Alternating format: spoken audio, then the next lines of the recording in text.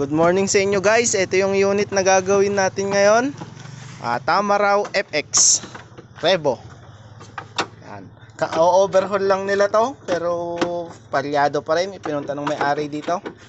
Hindi na daw alam nung may-ari gagawin niya. Overhaul pero ayaw umandar. Ang check namin ngayon yung timing.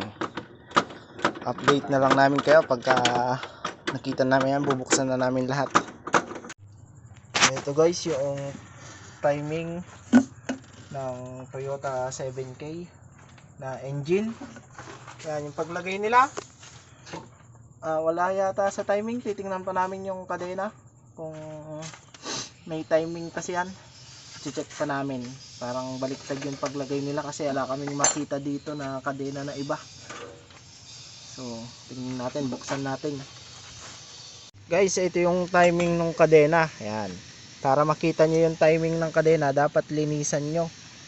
Ayan. Hindi kasi nilinisan ng mga dating mekaniko na gumawa. Kaya inilagay na lang nila. Ayan. Makikita nyo yung ibang kulay na yan. Oh. Tsaka ito. Pag di kasi nalinisan, di nyo siya mahahalata. Yan yung dalawa na yan. Yung itatapat nyo sa timing mark. Ito. Tapat nyo. Ayan. May kunya. Ayan. Ganyan siya. Iba, ayan. Kikita nyo, iba yung kulay ng kadena na yun. Ayan. Ganito kasi yung dati niyang kulay. Sa likod. Dito nga natin sa likod. Ayan. Hindi nila nilinisan. Hindi talaga makikita yung iba. Pero yan, pag nalinisan, yan makikita nyo. Yan yung timing.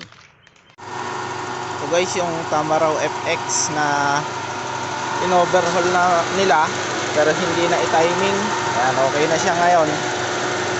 Timing lang. Pagka kasi yung timing niya dun sa timing chain niya lumagpas lang ng isang ngipin, palyado na yung andar. Ito maganda na yung idle niya ngayon, oh. Wala na ring palya.